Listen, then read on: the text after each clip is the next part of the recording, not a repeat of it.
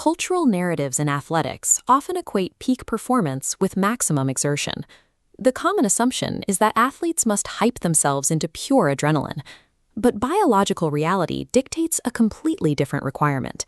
Elite technical execution relies on the parasympathetic nervous system, the network responsible for calming the body, to maintain precise motor control during high-stakes movement. While sports psychology is frequently dismissed as simple positive thinking, it actually functions as the rigorous engineering of cognitive motor pathways. This graph maps a 2011 meta-analysis by Antonis Hatzigiorgis. Aggregating 32 independent studies reveals consistent patterns in how cognitive interventions directly alter physical execution. The combined data highlights a proven effect size of 0.48, quantifying the intervention's true magnitude of impact. In the context of elite athletics, where victory is decided by millimeter margins, an effect size of 0.48 is significant. It represents the physical difference between missing the podium and taking gold. Specific biological mechanisms in the nervous system drive this performance boost, ensuring the physical output is mathematically consistent with the cognitive input.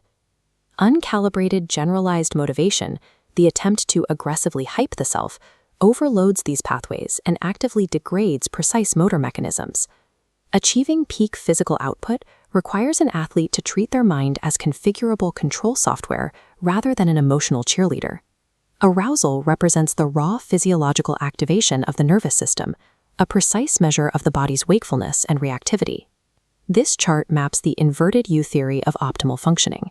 It demonstrates that performance peaks at moderate stress levels and drops sharply as arousal reaches either extreme. This optimal peak shifts across the x-axis, depending on the specific physical demands of the task. Gross motor tasks involve large muscle groups executing broad, forceful movements. Optimal performance for these tasks requires significantly higher arousal, shifting the curve to the right. The weightlifter completing a heavy lift demonstrates this need for high baseline tension. Locked posture and intense facial exertion are necessary to generate explosive power. Fine motor tasks require the coordinated control of smaller muscle groups for high precision. These tasks shift the curve to the left, demanding significantly lower arousal to succeed. The archer at full draw exhibits the physiological stillness required for a fine motor task. Success depends on maintaining low arousal and a steady pulse. Pushing past the optimal arousal point triggers somatic state anxiety, characterized by elevated heart rates, shallow breathing, and muscle tremors. These tremors act as electrical noise in the nervous system. This excess activation interferes with brain signals, severing the neurological coordination required for fine motor control. Athletes use biological interventions like diaphragmatic breathing and progressive muscle relaxation to directly activate the parasympathetic nervous system. Diaphragmatic breathing involves deep inhalation that allows the belly to rise, which stimulates the vagus nerve to slow the body's systems.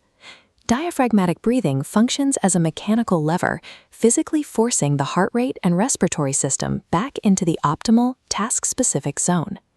Managing arousal is a calculated mechanical adjustment that matches nervous system tension to the physical requirements of the task. Following arousal calibration, the nervous system must be primed for the specific action before it physically occurs. Motor imagery serves as the next sequential step in the cognitive engineering toolkit. Motor imagery is the mental rehearsal of a physical task using multiple senses without actually moving the body. Psychoneuromuscular theory explains this crucial priming mechanism. Visualization creates real, measurable electrical activity within the body's nerve bundles. Highly vivid imagery fires the exact neural pathways required for the actual physical movement. This intense neurological activation occurs while the target muscles remain completely relaxed, stopping just short of a contraction. This pre-firing lowers the neurological threshold. By sensitizing the circuit, the brain requires less effort to trigger the actual physical execution when the time comes. Because the pathway is pre-warmed, the eventual movement is mathematically faster and more coordinated. Visualization serves as a literal hardware test, running electrical current through the body's specific circuitry to verify the pathway prior to physical launch. Calibration and priming lead to the exact moment of active physical execution. The 2011 Hatzigiorgis dataset isolates the internal dialogue athletes use during this execution into two categories. Motivational self-talk includes cues designed to maximize effort and reaffirm ability, using phrases like "give it your all." Instructional self-talk involves cues that direct attention to specific biomechanical techniques, such as thinking "smooth stroke." This analytical grid sets up the empirical test to determine which cognitive method produces superior physical results across different motor demands. The data for gross motor tasks shows that both instructional and motivational self-talk operate with similar effectiveness. Brute force tasks tolerate general motivational commands. Broad instructions for effort do not degrade the relatively simple kinematics required for explosive power. The findings for fine motor tasks are different. Here, instructional self-talk mathematically dominates in efficacy, heavily outweighing motivational cues. This dominance occurs because fine motor movements require precise, sequential coordination. The brain needs specific technical data to maintain the correct physical sequence. General motivational cues can distract the brain from these precise kinematics, creating cognitive noise that causes a drop in performance. The meta-analysis also identifies a secondary factor, task familiarity.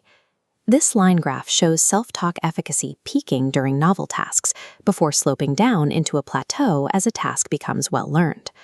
Instructional self-talk provides vital cognitive scaffolding during the learning of a novel task, helping the brain manage the complex new sequence. As the task becomes automated and well learned, the nervous system's reliance on active self-talk naturally diminishes. Furthermore, the data proves that formal self-talk training yields significantly higher efficacy than ad hoc use, confirming that this is a learnable skill. Ultimate athletic execution requires targeted instructional data rather than blind enthusiasm. Combining these isolated psychological interventions creates a singular, practical framework for execution. A pre-performance routine functions as a systematic sequence of psychological technologies designed to stack these interventions into a reliable workflow. Block 1 is arousal calibration. The athlete uses diaphragmatic breathing to mechanically drop their heart rate into the optimal, task-specific zone.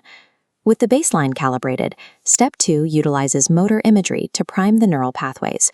Visualizing the movement fires the specific motor cortex circuitry, warming up the body's hardware just prior to movement.